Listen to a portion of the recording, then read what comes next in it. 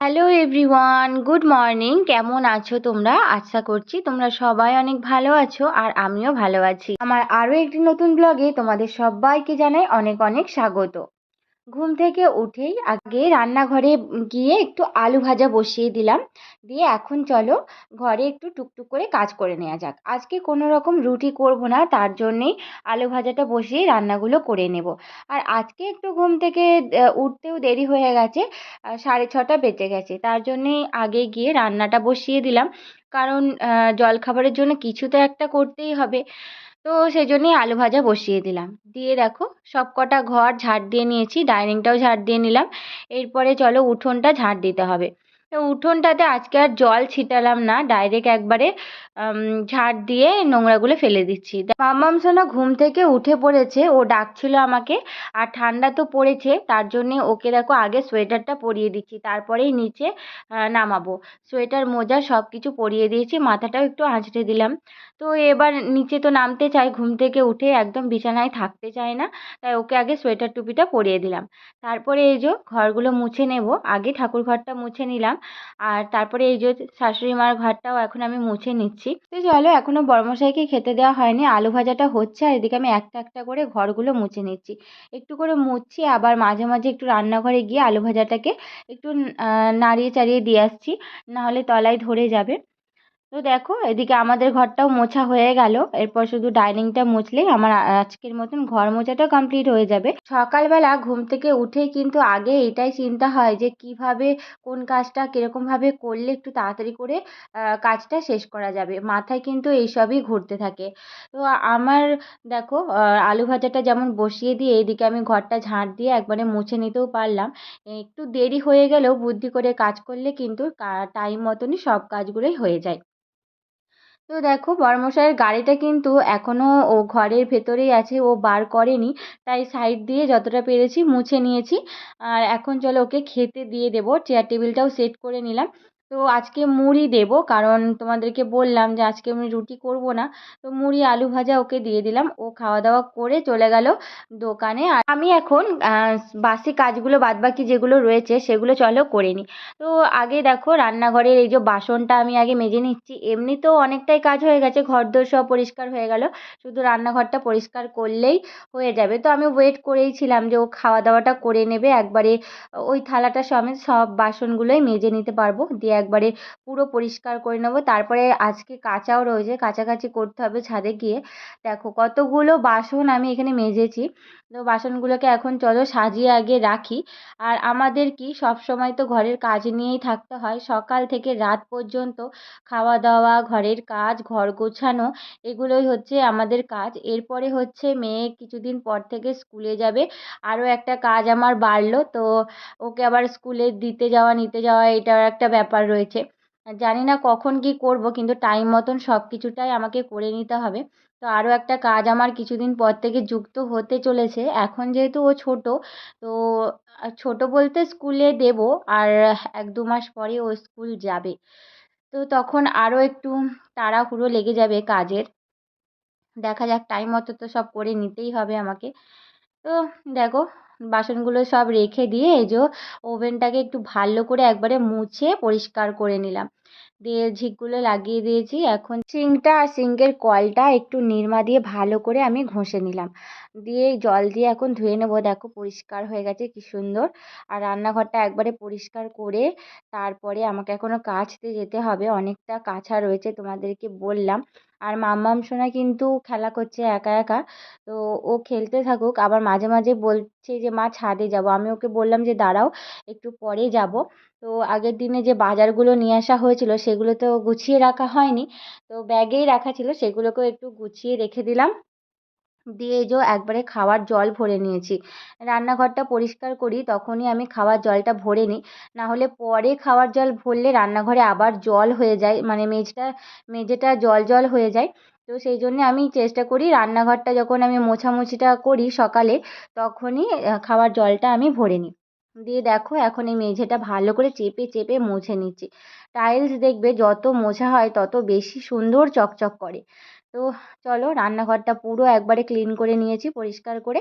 তারপরেই চলে এলাম ছাদে, আর আমার সাথে মামাম সোনাও চলে এলো ছাদে। তো ও খেলা করছে, আর এদিকে চলো আমি জামা কাপড়গুলোকে আগে নির্মা জলে একটু ভিজিয়ে নিই। এখন দেখো শীতকালের সময় মাঠে তো কোনো কিছু এখন চাষ হয়নি। তো মাঠগুলো দেখো কেমন শুকনো শুকনো হয়ে পড়ে রয়েছে। কিন্তু বর্ষাকালের সময় যখন ধান চাষ হয় কি সুন্দর চারিদিকটা একদম সবুজ সবুজ হয়ে থাকে। তোমরা আমার আগের ভিডিওতে দেখেছো। বর্ষার সময় এটাই যা বৃষ্টি হয় শুধু, আর না হলে কিন্তু চারিদিকটা এত সুন্দর সবুজ থাকে, গাছপালাগুলো নতুন নতুন পাতা হয়, একদম সবুজ দেখতে খুব ভাল লাগে। কিন্তু এই শীতকালের সময় দেখো চারিদিকটা যেন একদম শুকনো শুকনো ভাব হয়ে গেছে। তো যাই হোক কাচাকাচিটা এখন আমি করে নিচ্ছি।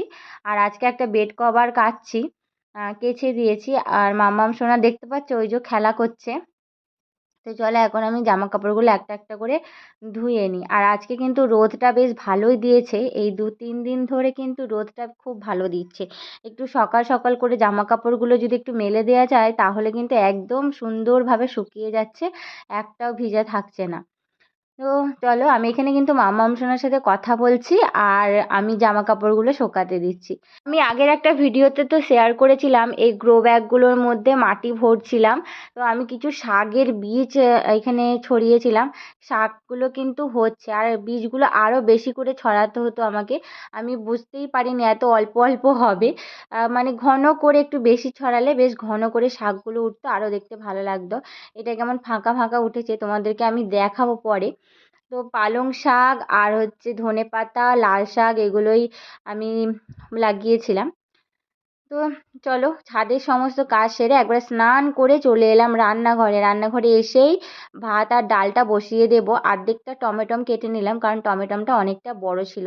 তো ডালের মধ্যে দিয়ে দিলাম, টমেটম ডালের মধ্যে দিলে না খেতে বেশ ভালো লাগে, টেস্ট হয় ডালটা।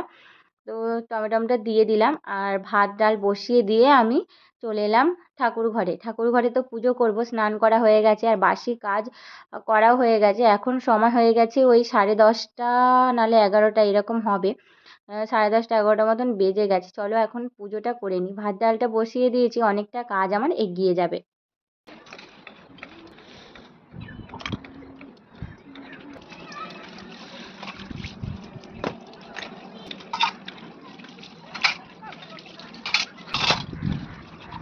বাসনগুলো সব আমি ধুয়ে রাখলাম, এরপর এক গ্লাস জল নিয়ে নিলাম। চলো এখন এই যে ঠাকুরকে একটু ভালো করে স্নান করিয়ে দিই, দিয়ে তুলসী মন্দিরে চলে এলাম আরও এক গ্লাস জল নিয়ে। এই যে তুলসী মন্দিরের নিচটা একটু ভালো করে পরিষ্কার করে নিলাম। আর আজকে ফুল ছিল না ঘরে, সবজিওয়ালা মাসি আসেনি, তার জন্যে গাছ থেকেই অল্প কয়েকটা ফুল তুলে নিচ্ছি। খুব তো বেশি ফুল ফোটেনি, আর একদম পুরো গাছটাকে মুড়ো করে ফুলগুলো তুলে নিতেও আমার একদম ভালো লাগে না। গাছে ফুলগুলো ধরে থাকলে বেশ ভালো লাগে। কিন্তু আজকে তো পুজো দেওয়ার জন্য একটুও ফুল ছিল না, তার জন্য অল্প একটু ফুল আমি তুলে নিলাম। চলো এরপরে যেইটুকু ফুল ছিল সেইটুকু ফুল দিয়েই আমি সিংহাসনটাকে সুন্দর করে সাজিয়ে নিচ্ছি। আর প্রদীপটাও ধরিয়ে ধূপটাও ধরিয়ে নিলাম। চলো এখন পুজোটা করে নিই। পুজো করে এই যে ঘরেও একটু ধূপ দেখিয়ে দিলাম। এরপরে চলো সোজা চলে যাবো ছাদে। আর ছাদে এসে তুলসী মন্দিরে তুলসী তলায় একটু জল দিয়ে দিলাম। দিয়ে চলো একটু সূর্য দেবকেও জল দিয়ে দিতে হবে। আর সকাল সকাল যদি জল দেওয়া হয় তো খুবই ভালো হয়। আমার তো আজকে একটু লেট হয়েই গেছে। আর পুজো দিতে দিতে ততক্ষণ আমার ভাতটা হয়ে গেছে। এসে আগে দেখো ভাতটা দেখে নামিয়ে দিলাম। দিয়ে একটু উচ্ছে কেটে নিয়েছি, এই উচ্ছেটা 3-4 দিন হয়ে গেছে, দেখো শুকনো শুকনো মতন হয়ে গেছে। তো একটা আলু দিয়েছি, ছোট আলু, উচ্ছেটা আলু দিয়ে ভাজা করব। তরকারিটা বসিয়ে দিয়ে ছাদে চলে এলাম সবজি নিয়ে ধোবো বলে। শাক তারপরে বাঁধাকপি এইসব কিন্তু আমি ধোয়ার জন্যে ছাদেই একটা বালতি নিয়ে আর ঝুড়ি নিয়ে চলে আসি। এরকম করে ধুলে শাকটাও খুব ভালো করে ধোয়া হয়। আর এটা হচ্ছে লাউ শাক। লাউ শাক নিয়ে আসা হয়েছিল, তো সেটাই আজকে রান্না করব। লাউ শাকটাও 2 দিন হয়ে গেছে, পাতাগুলো একটু একটু করে শুকিয়ে যাচ্ছিল। তো যাই হোক ভালো রয়েছে, কেটে কেটে নিয়েছি ভালোগুলো। আর দেখো উচ্ছেটা হয়ে গেছে, উচ্ছেটা আমি নামিয়ে নিলাম। এরপরে ডালটাও সেদ্ধ হয়ে গেছে, তো ডালটাকে একটু ফোড়ন দেব। আর আজকে তো হচ্ছে মুসুর ডাল করছি, তো ডালটাকে প্রথমে টমেটো নুন হলুদ দিয়ে আমি সেদ্ধ করে নিই হাঁড়িটা, ছোট্ট হাঁড়িটার মধ্যে। তারপরে কড়াইয়ের মধ্যে একটু পাঁচ ফোড়ন দিয়ে ডালটা ঢেলে দিই, দিয়ে একটু লঙ্কা গুঁড়ো হালকা দিয়ে দিই, কারণ মাম্মাম সোনা তো বেশি দিলে খেতে পারবে না। আর ও রোজ ডাল খেতে ভালোবাসে না, কিন্তু মাঝে মাঝে ডালটা খেতে ভালোই বাসে। তো চলো ডালটা হয়ে গেল, নামিয়ে নিয়েছি। পাপা এ বি বি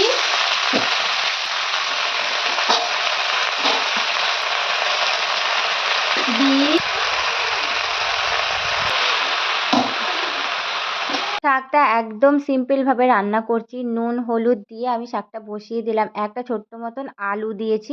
ফিরে এলাম কিছুক্ষণ পর, সমস্ত রান্না হয়ে গেছে, একটু পোস্তও করে নিয়েছি। তো চলো এখন খাবারটা বেড়ে নিই, কারণ এখন 2:30টা বেজে গেছে। একটু উচ্ছে ভাজা, শাক ভাজা, পোস্ত আর এই যে ডাল। চলো দুটো থালাতেই খাবার বেড়ে নিয়েছি, এখন খেতে বসবো। তো আগে বড়মশাইকে দিয়ে দিচ্ছি, তারপরে আমি নিয়ে নিলাম। খাওয়া দাওয়া সেরে নিয়েছি, চলো এখন টেবিলটাকে মুছে নিই। আর বরমশাই স্নান টান করে নিয়েছে, কিছুক্ষণ বসেছিলাম আধ ঘন্টা মতো, তারপরে ও চলে গেল দোকানে। আর এই যে আমি আবারও আমার কাজ শুরু করে দিয়েছি। তো খাওয়া দাওয়া হয়ে যাওয়ার পরে আর কি কাজ, এই যে বাসন মাজতে হবে, রান্নাঘরটা আরও একবার পরিষ্কার করতে হবে। রান্নাঘরটা কি বলতো, রান্না করে নেওয়ার পর পরিষ্কার করে নিলে বিকালের কাজটাও একটু কম হয়, কিন্তু আমার তখন হয় না। ওই যে বরমশাই বলে একটু বসো, আবার তো আমি দোকানে চলে যাব, তো তার জন্যে সঙ্গে সঙ্গে কাজটা হয় না। আর এখন ওর জলটা গরম করতে দেওয়া হচ্ছে না, ও বলছে যে ঠান্ডা জলেই আমি চান করে নেব। তো সেই জন্যেই দেরি করেই আর কি রান্নাঘরে আসছি, না হলে কয়েকদিন ওই জল গরম করতে হচ্ছিল বলে আমি তাড়াতাড়ি করে একবারে রান্নাঘরটা পরিষ্কার করে জল গরম বসিয়ে দিচ্ছিলাম, কাজটাও একটু তাড়াতাড়ি হয়ে যাচ্ছিল। যাই হোক, যখন যেরকম তখন সেরকমই করতে হবে। তো চলো রান্নাঘরটাও এখন আমি ঝটাপট করে পরিষ্কার করে নিই।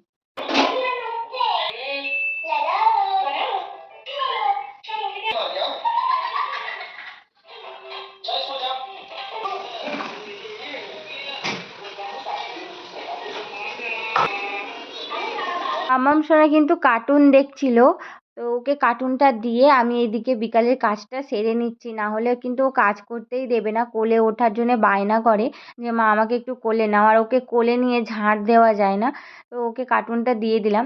দিয়ে এই যে দেখো ঝাঁট টাট দিয়ে নিচটা পরিষ্কার করে নিয়েছি, দিয়ে জামা কাপড়গুলো এখন তুলে নেব। সব জামা কাপড় একদম শুকিয়ে গেছে, তো জামা কাপড়গুলো চলো এখন তুলে নিই, দিয়ে এখন ভাঁজ করে রেখে দেবো। তোমরা কিন্তু অনেকেই কমেন্ট করে বলেছো আমাকে যে আমি একটা আলমারি যাতে কিনে নিই, কিন্তু কিনে নেব, জামা কাপড় রাখার খুবই অসুবিধা হয়, এই গামলাগুলোতে ধরে না, তো পড়েও যায়, আবার আমি ভাঁজ করে করে তুলে রাখি। নেব একটা আলমারি, কিছুদিন সময় লাগবে একটু, কিন্তু ঠিক নিয়ে নেব। তাহলে এই ভিডিওটা আর বেশি বড় করলাম না, এখানেই শেষ করছি। দেখা হবে আবার একটা নতুন ভিডিওর সাথে।